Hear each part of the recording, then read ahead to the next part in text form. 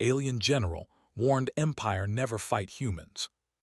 The war map was wrong, and General Raven knew it the moment he saw it. Not the coordinates, not the fleet positions, the colors. The human worlds were marked in red, the color the Vortai used for weak targets, easy conquests, places where the Empire had marched through before breakfast and been home by evening. Someone in the Imperial Data Office had looked at the humans' technology level, their small number of colonized worlds, their short history in space, and decided red was the right color. Raven had just come back from 3 months on the human border.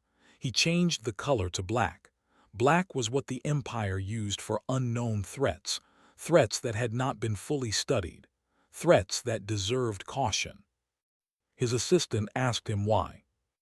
He said, "Because I watched a human carry a dead stranger 2 kilometers through a snowstorm to make sure the body was buried with its family.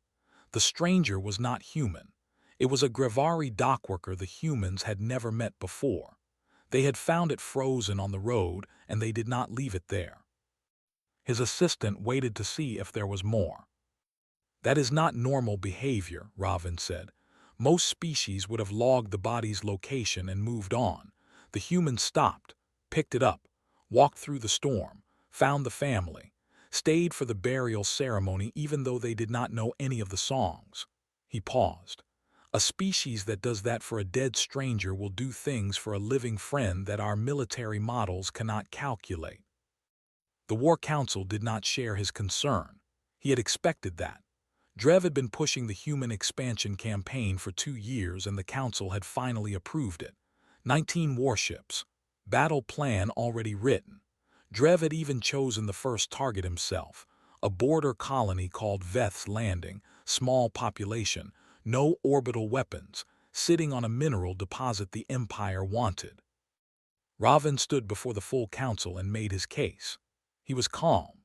He used numbers where he had them and observation where he did not. He told them about the snowstorm burial. He told them about the human mining crew on the asteroid station who had spent 11 days rescuing a single trapped worker from a collapsed shaft, rotating teams around the clock, refusing to mark the worker as a loss even when the survival probability dropped below 4%. They got him out on day 11. The worker was barely alive. They celebrated like they had won a war. "You are asking us to delay an Empire-level campaign because humans are sentimental," Drev said. "I am asking you to delay it because sentiment in humans produces outcomes that are tactically equivalent to fanaticism," Raven said. "The difference is that fanatics burn out. They exhaust their belief. Humans do not. Their attachment to each other renews. Every person they save becomes a reason to save the next one." Drev looked at the other council members. He smiled slightly. "The general has spent too long on the border. He has started to see poetry in the enemy." The vote was 30-10 in favor of immediate deployment. Raven accepted the decision. He was a general of the Empire and the Empire had spoken. He asked for one thing: observer status on the command ship. He wanted to watch. He wanted to record everything, not to stop the campaign, just to build the most accurate record possible of what was about to happen, so that whatever came next, the Empire would understand it. Drev granted the request, partly because it kept Raven visible, and partly because Drev believed, genuinely, that watching a clean and efficient victory might correct whatever strange ideas the old general had developed on the border. The fleet left for Veth's Landing 4 days later. Raven spent those 4 days not reviewing battle plans. He went back through everything he had collected in 3 months on the border: footage, field notes, conversations he had recorded with a small audio device he carried in his chest pocket. He listened to one recording several times. It was from a human market on a border station. 2 humans talking, a young one and an old one, sitting at a table, drinking something. He had been sitting nearby, in a corner, hood up, passing as a Grevari traveler well enough at distance. He had not understood everything they said. His trade language was good, but human informal speech moved quickly and dropped syllables. but he had understood one part clearly. The old human had said something to the young one about a hard time the young one was going through, and the young one had asked, "What if it doesn't get better?" And the old one had said, "Then we figure out what to do about that too. That is what we do." Raven had written that down in his notes that same day. He had not been sure why it struck him so hard.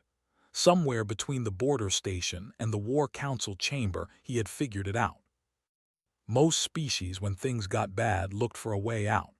Escape, surrender, retreat, hibernation, negotiation from weakness.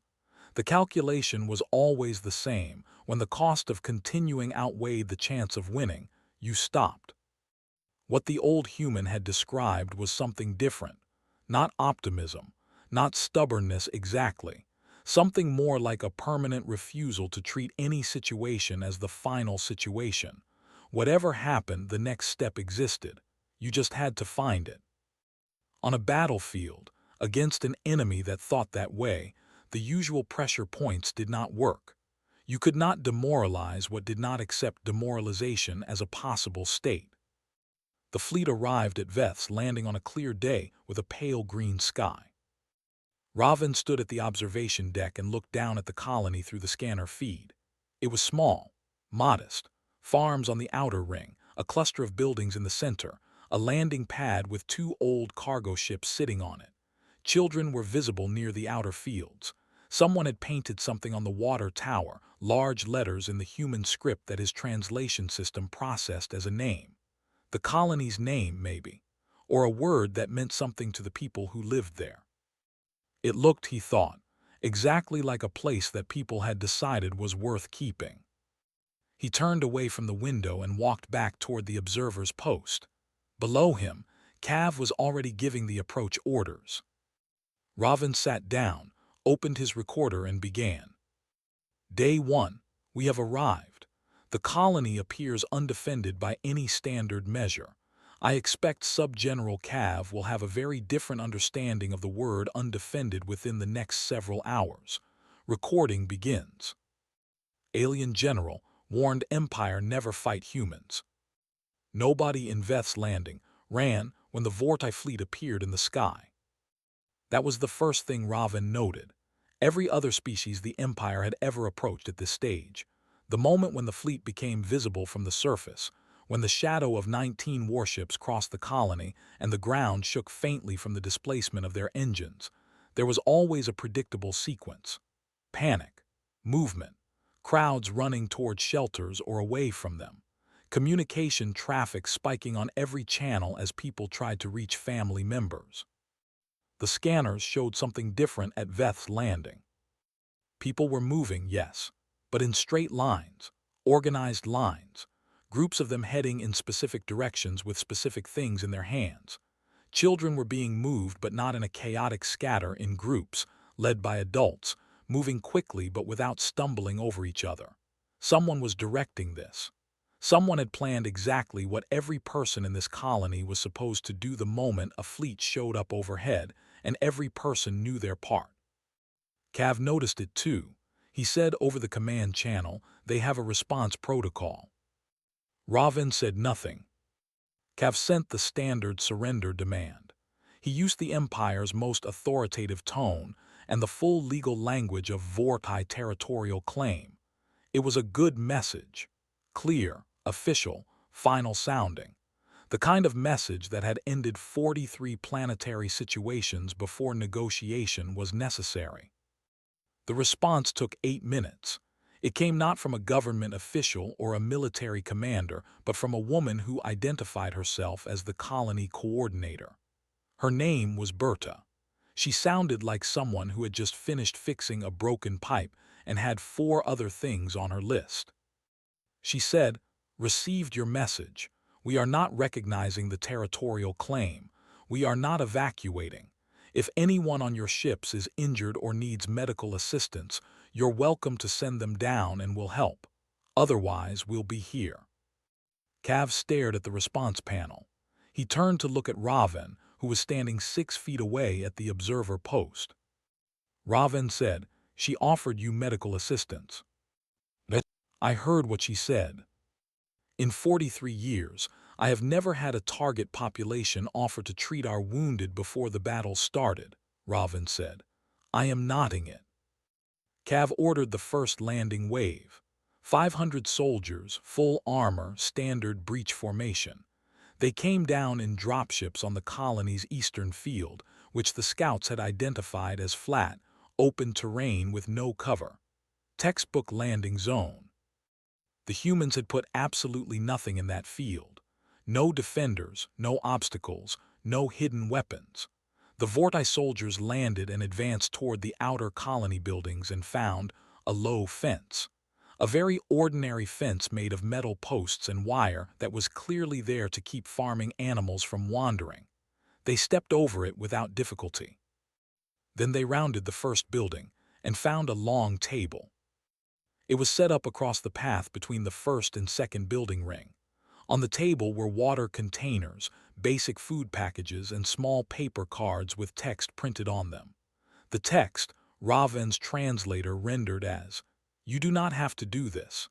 If anyone wants to stop, there is food and water here and we will not harm you." The Vorti soldiers stood in front of this table for almost 40 seconds before the squad leader reported back to Cav asking for instructions. Raven wrote in his recorder, Day 1, Hour 1. The humans set up a refreshment table for the invading army. I have no prior record of this tactic in 47 years of military history.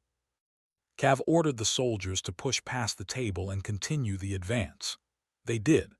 The first real resistance came at the inner wall, a solid barrier of reinforced material that had clearly been built quickly, probably in the days between when the fleet became detectable and when it arrived. It was rough work, but it was solid. Behind it, human defenders were positioned at intervals, armed and waiting. But here was the second strange thing. They were not the only ones behind the wall. Between the armed defenders at regular intervals were people with no weapons at all, just tools, welding equipment, bags of quickset bonding material, repair crews positioned inside the defensive line before the fighting had even started, ready to fix damage the moment it happened. Raven watched this through the drone feed for a long time. They had built the repair function into the defense itself. The wall was not a static barrier. It was a living structure that would heal itself while it was under attack. The defenders bought time, the repair crews used it. The defenders held longer because the wall held. It was one system, not two. He thought about the asteroid worker. 11 days, rotating teams. The same principle applied to a wall. He said quietly to himself, they practice this.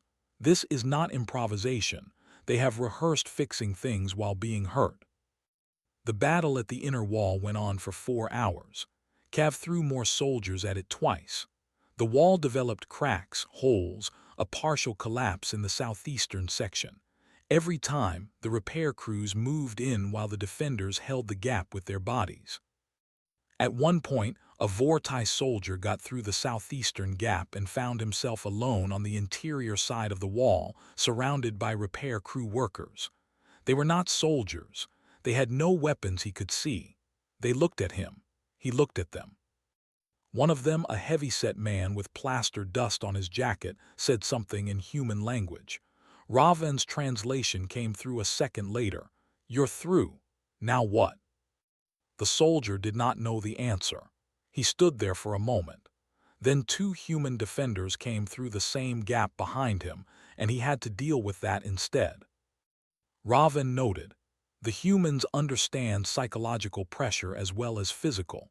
That worker was not scared. He was asking a genuine question. He wanted the soldier to think about what victory actually looked like from the inside when you get there. By nightfall, Cav had not taken a single building. He had, however, consumed 40% of his forward unit's energy cell reserves, lost 2 dropships to improvised surface-to-air systems that had not shown up on any pre-mission scan, and received a second message from Berta. It said, the offer at the table is still open. We've refilled the water. Alien General warned Empire never fight humans. On the second night, one of Cav's soldiers deserted. Not to the enemy, not from cowardice. The soldier, a young Vortai named Oren, barely out of his first posting, walked away from his unit during a patrol rotation, sat down behind a supply container and refused to move. When his squad leader found him, he was staring at something in his hand. It was one of the paper cards from the table, the ones that said you do not have to do this. He had picked it up when he walked past. He had been carrying it for 12 hours. The squad leader reported it to Cav, who reported it to Raven because he did not know what category of incident this was. Raven went to see the soldier himself. Oren was still sitting behind the supply container, still holding the card. He looked exhausted in the way that had nothing to do with physical tiredness. Raven sat down nearby. He did not demand anything. He just waited.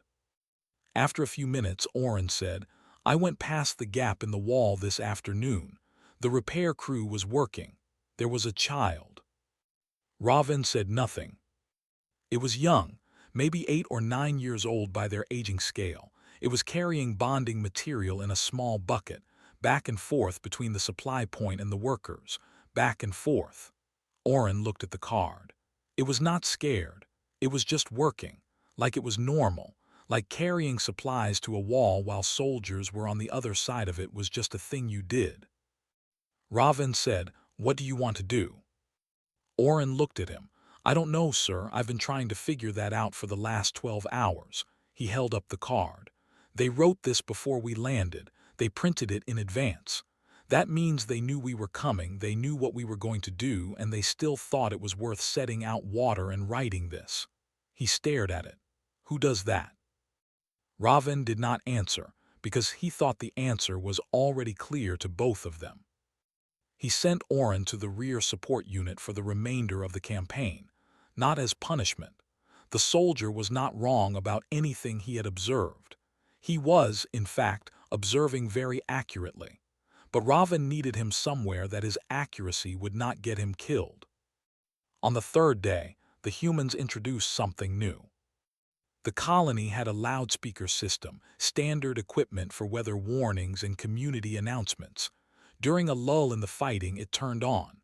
Raven heard it from the command post a kilometer from the wall. Not Berta this time. A different voice, an older man, slow and clear. He was reading names. Raven's translator worked on it in real time. The man was reading the names of Vortai soldiers who had been killed in the campaign so far, every one, in order of the day they died. Then he said in accented but clear Vortai trade language, "We are sorry for your loss. We did not want this. We still do not want it. If there is anyone who would like to receive the remains of those listed, we have prepared them properly according to Vortai burial custom. You can send someone. We will not fire." The fighting stopped for almost 20 minutes. Both sides just listened.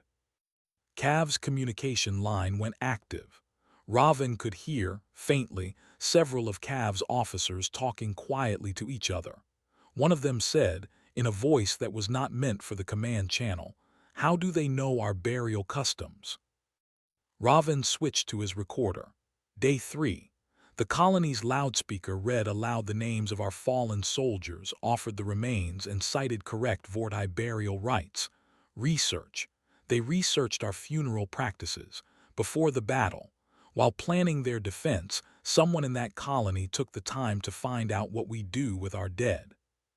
He clicked the recorder off, stared at the wall in the distance, clicked it back on. I want to be very clear in this recording for anyone who reviews it later. This was not a tactic designed to demoralize, or rather, it was not only that. There was something genuine in it. They expected people to die. They prepared for it in advance. They treated the dead of the enemy as deserving of dignity before the first shot was fired. This is a form of respect that most species reserve for allies, sometimes not even for allies. He put the recorder down. Half an hour later, Cav sent a small shuttle to the indicated pickup point. The humans had wrapped the Vortai remains in cloth, not human cloth. something they had constructed from synthetic materials in a gray-brown color that approximated Vorti burial tradition close enough that it clearly represented effort. Each body was placed separately. A small marker with the name written in Vorti script was attached to each one. Someone in that colony could write in Vorti script. Cav said nothing when the shuttle returned. He stood in the landing bay and looked at the prepared remains for a long time. Then he ordered his forward units to resume position. But the orders that afternoon were slower, less aggressive. The push that Kev had been building for a coordinated strike on the northern section never came. He kept finding reasons to delay it. A supply timing issue, a scan that needed to be rerun, a unit rotation that needed adjustment. Raven watched this without comment. He understood what was happening. Cav was not afraid. He was not soft. He was a good soldier and a competent commander. But he was also now fighting against an enemy that had looked at his dead and treated them as people. And something in his tactical brain kept snagging on that. You could train a soldier to overcome fear.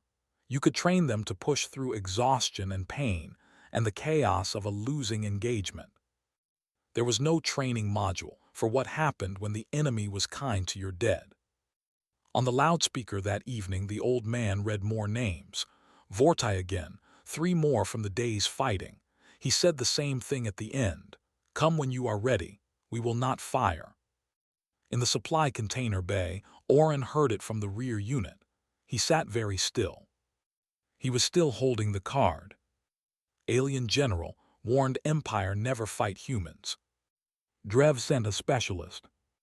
His name was Vorek, and his title was Imperial Behavioral Analyst.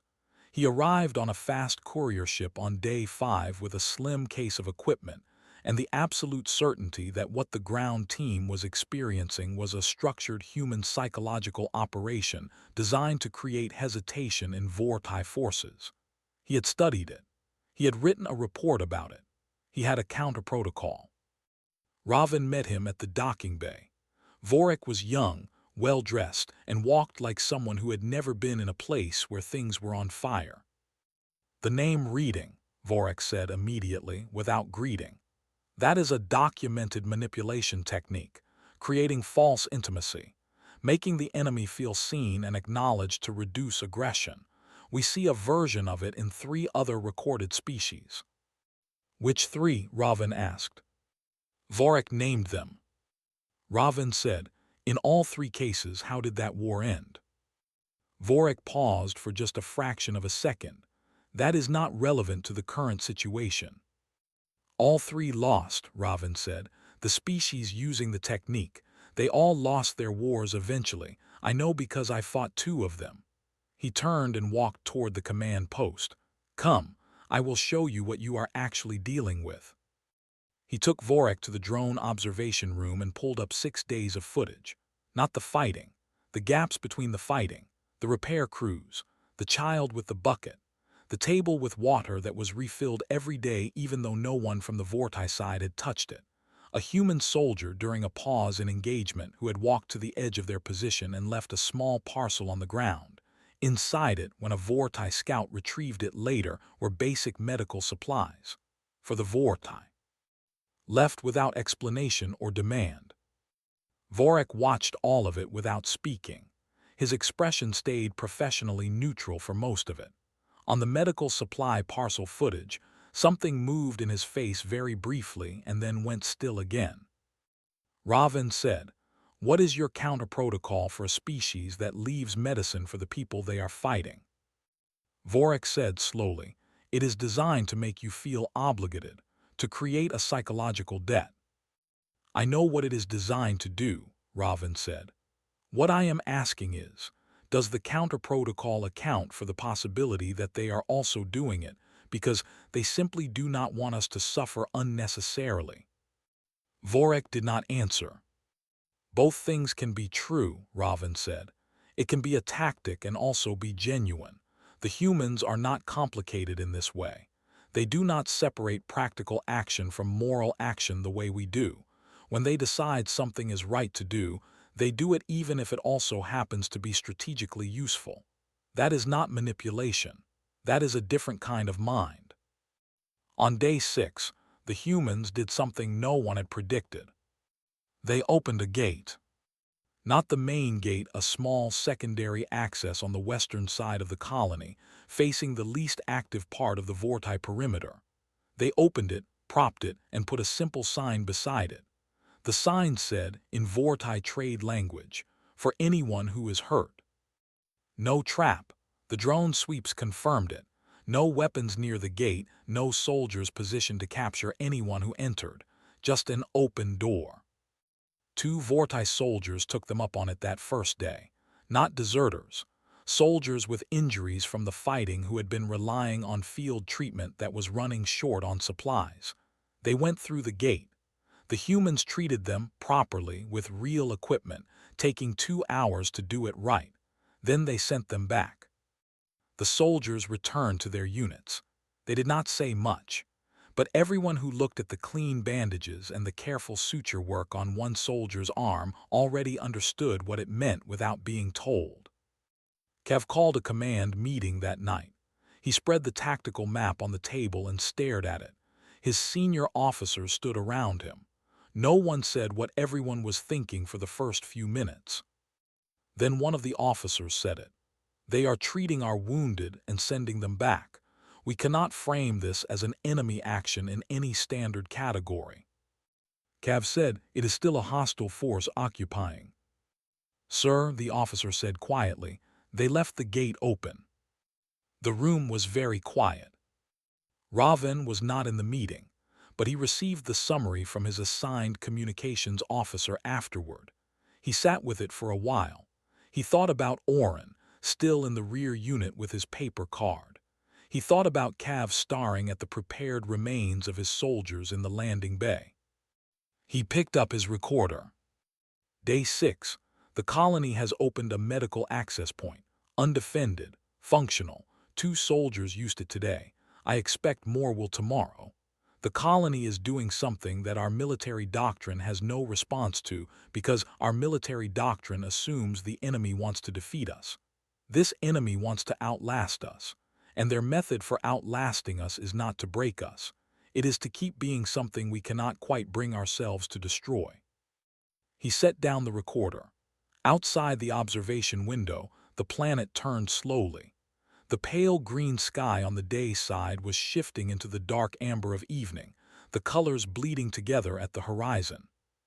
He thought about the old man reading names on the loudspeaker, thought about the research that had gone into knowing the burial customs, thought about someone in that colony, maybe in the middle of building a wall, maybe after a night shift repairing the outer defenses, sitting down and looking up Vorti funeral rites in a database and taking notes. Someone who expected to fight and be hurt and possibly die, and still took the time to do that. He thought about what kind of species produced that kind of person, as a matter of course. Then he opened a communication channel to the council ship and requested an immediate call with Drev. It was not to report progress. It was to say, for the second time, and with 6 days of recorded evidence behind it, that this campaign was not going to end the way the map had predicted. Drev's response came back in 12 minutes, 3 words. "Hold the line." Raven looked at those 3 words for a moment. Then he looked out at the planet. Down there, the gate on the western side was still open. The water table had been refilled again. He wrote in his recorder, "The Empire will hold the line. The humans will hold the door open. I know which one of those runs out first." Alien General warned Empire never fight humans. On day 9, a human child walked through the Vorti perimeter. Nobody stopped her because nobody had written a protocol for a child walking through a military perimeter with a basket. She was perhaps 10 years old. She had a basket covered with cloth, and she walked in a straight line toward the nearest Vorti patrol post like she had somewhere to be, and the soldiers in her way were a minor inconvenience. The patrol stopped her, scanned her for weapons, nothing, scanned the basket, food. wrapped packages of food and a cloth bag of something that turned out to be a kind of dried fruit. She held the basket out toward the patrol leader and said something in human language. The translation unit on his armor took a moment and then gave him, "My mother said you have been out here a long time, and she made too much." The patrol leader looked at the basket. He looked at the child. He looked at the basket again. He sent an emergency communication to Cav. Cav forwarded it to Ravin. Ravin read the transcript and was quiet for a moment. Then he said to the communications officer, "Tell the patrol to use standard protocol for the assessment of non-hostile civilian contact." The communications officer waited. "What is the standard protocol for that?" "There is not one," Ravin said. "Tell them to use their judgment." The patrol leader, exercising judgment, accepted the basket. The child walked back through the perimeter. 2 of the patrol soldiers ate the food. The third was on duty and waited until his rotation ended. All 3 later reported it was the best thing they had eaten since leaving the Empire's home system. Ravin added this to his record. He was building a document now, not the official campaign report he would eventually have to file, but something else. A personal record of every moment in this campaign that the Empire's military models had failed to predict. It was long. He had been adding to it every day. The document was called, simply, "Things They Did That We Did Not Expect." On day 10, he received an unexpected visitor. Kev came to the observer's post in person. He sat down across from Ravin without ceremony. He looked like a man who had been having a very long argument with himself and had finally reached a decision. He said, "I want you to tell me something honestly." Ravin waited. "If I execute the full assault that Command has been ordering, everything, all remaining forces, full push, what happens?" Ravin said, "You will take the colony, eventually. 2 days of heavy fighting, significant losses. The buildings will be mostly destroyed. The mineral deposit will be accessible." Cav nodded slowly, "And the population?" "Some will die in the fighting. The rest will surrender. They will be processed for relocation." He paused. "And then, within 1 standard year, 17 different human government bodies, 8 independent colony networks, and an unknown number of individual volunteers will begin a sustained campaign to either recover the colony or make holding it too costly to justify the mineral income." "You are sure of that?" "I am sure of that," Ravin said, "because that is what happened to the Grevari when they took a human station in the Pellin Corridor 40 years ago. The humans did not have a strong military. They did not have political leverage. They had a very large number of people who had decided that what had happened was unacceptable, and they worked on it until the calculation changed. It took them 6 years. The Grevari left." Cav was quiet for a moment. "The Council will not authorize a withdrawal." "I know. But a ceasefire for negotiation. If I frame it as tactical repositioning while we await new orders. That framing will hold for approximately 8 days before Drev rejects it," Ravin said. "But 8 days is enough to open a channel." Cav looked at him. "You have already drafted the communication." "I drafted it on day 2, Ravin said. "I have been revising it since then." He handed Cav a data chip. Cav looked at it for a long time. He turned it over in his hand. He said, "Do you think they will actually negotiate, after everything?" Ravin thought about the table with water, the names on the loudspeaker, the open gate, the child with the basket. He thought about a woman named Berta who had received a fleet overhead and responded by offering medical assistance. He said, "I think they have been trying to negotiate since before we landed. I think every single thing they have done since we arrived has been them saying, in different ways, there is another option if you want it." Cav nodded once. He put the chip in his chest pocket. He stood to leave. At the doorway he stopped and said, without turning around, "There was a soldier in my Eastern unit. Been in the Army 18 years. Good record, no incidents. Yesterday he asked his squad leader if we were the bad ones. He paused. His squad leader did not know what to say. Raven said nothing. 18 years, Cav said. He never asked that before. He left. Raven sat in the quiet for a while. Outside, the pale green sky of the day side was visible at the edge of the planet's curve. Somewhere in the colony, the loudspeaker would read names again at dusk. The gate would stay open. He picked up his recorder and said, Day 10. Sub-General Cav has taken the chip. I believe he will use it. I believe he is a good soldier who has been watching the same things I have been watching and has arrived on his own at the same conclusion. He paused. The humans did not defeat us with weapons. They defeated us by being, consistently and visibly and without pause, the kind of people that made our soldiers ask questions. Once a soldier starts asking those questions, the battle is already somewhere else. He clicked off the recorder. He thought briefly about the 18-year soldier who had asked his squad leader if they were the bad ones. He thought about what the honest answer to that question was. He did not record that thought. Some things did not need to be said into a machine. They just needed to be understood quietly by the people who were there. Alien General warned Empire never fight humans.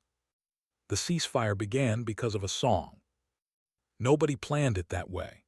On the 11th morning, before Cav's communication to the Empire had even been formally acknowledged, a human soldier climbed to the top of the repaired western wall and began to sing. It was not a battle song. It was slow and low and carried across the canyon in the early quiet before the day's operations normally began. The Vortai perimeter soldiers heard it. They stopped what they were doing. The translation units most of them carried gave rough approximations of the words, something about distance and coming home and the people you left behind, but the translation was not really the point. The point was that it was the kind of song that did not require translation. The perimeter held still for 4 minutes. Then a second voice joined from inside the colony. Then a third. By the end, there were perhaps 20 humans somewhere behind that wall, singing together in the early light, and on the Vortai side, no one had moved. When it ended, there was a long silence. Then one of the Vortai patrol soldiers, not an officer, not anyone with authority, sat down on the ground and took his helmet off. No one told him to. No one told him not to. Cav's ceasefire communication went to the council at 800. He framed it exactly as Raven had suggested: tactical repositioning, awaiting operational clarity, no formal withdrawal. He attached Raven's revised document, the full thing, 40 days of recorded observations and analysis. Raven had given him permission to send it without Raven's name on it. He did not want this to be about him. He wanted it to be about the evidence. The council argued for 3 days. Drev argued loudest. He used every tool he had: procedural delays, counter-reports from Vorek, requests for independent verification, a motion to replace Cav entirely. Each move took time to process. Each response from the majority faction took more time. The Empire moved slowly when it was uncertain, and Raven was counting on that. Because while the council argued, the ceasefire held. And while the ceasefire held, something started happening on the ground that Raven had not fully anticipated. The humans brought the table out again. The original table, the one from the first day. Someone had repaired it. It had taken some damage in the early fighting, and they set it up again in the same place with the same water containers. Fresh food this time too. The Vortai soldiers on the perimeter watched it. On the second day of the ceasefire, 3 of them walked over and sat down at it. Berta came out herself to refill the water. She nodded at the soldiers. They nodded back. No one said anything. There was nothing to say that needed words yet. On the third day, Oren walked from the rear unit to the table. He sat down. He was still holding the paper card. He put it on the table and looked at it for a while. Then he turned it over. The back was blank. He had not noticed that before. He found a marking tool in his kit, and he wrote something on it in Vortai. He left it on the table when he went back to his post. Berta found it later. She brought it to Raven's shuttle because someone had told her the old general was the one who spoke trade language best. She handed it to him without explanation and waited. Raven read what Oren had written. He translated it for Berta. It said, "I saw the child with the bucket. I think about it every day. I do not know what to do with that. I wanted you to know that I saw her." Berta was quiet for a moment. Then she said, "Tell him we know." The council vote came on day 14. The motion to authorize formal negotiations passed by 6 votes. It was not a comfortable majority. It was not an enthusiastic mandate. It was 6 votes, barely enough, the product of 3 days of argument and Raven's 40-day document being read aloud in pieces by the 4 council members who had most wanted to read it. Drev cast his vote against and then formally requested the record show his opposition and the full reasoning behind it. The request was granted. He was very correct about it, very procedurally sound. But he was not in the room when the first contact delegation landed on Veth's landing. Raven was. He walked off the shuttle into pale green light and breathed the colony's air, which smelled like turned earth and something mechanical and faintly food cooking. Berta was there with 2 others. No ceremony, no formal arrangement. She shook Raven's hand in the human gesture. He had practiced it on the ship, not wanting to get it wrong, and said, "We were hoping you would come personally." He said, "I wanted to see it properly, not through a screen." She showed him the colony, all of it. The damaged, unrepaired sections still waiting for materials, the underground bunkers they had lived in during the bombardment, the medical section, the water tower with the name painted on it. He asked what the name meant. She said it was what the colony's founders had called themselves, a word in an old human language that meant roughly, the ones who stayed. He stood under the water tower for a moment. He looked up at the name. He thought about everything the Empire had thrown at these people. He thought about the singing in the morning, the basket of food, the carefully prepared remains of his soldiers wrapped in approximated burial cloth, the card left on a table by a 19-year-old soldier who had seen a child carrying a bucket and had not been the same since. He said, "In my report to the council, I need to explain what happened here, what made this campaign fail. They will want a tactical explanation, failed projections, incomplete intelligence, things they can adjust for next time." Berta looked at him. "I am going to give them a different explanation," he said. "I am going to tell them that the campaign failed because this colony refused to let us be their enemy. Every time we tried to be the force that was going to destroy them, they did something that made it harder to be that. And after 11 days, the hardness was gone. Not the resistance, the hardness." He paused. "You cannot destroy something you have started to understand." She said, "Is that in the report?" "It is the report," he said. She nodded slowly. He submitted the final document 3 weeks later from the Empire's home system. He titled it simply, "What Happened at Veth's Landing." No tactical framework, no projection models, just the record in order, everything observed and noted and gathered across 41 days. The child with the bucket, the song, the card, the table that kept getting refilled.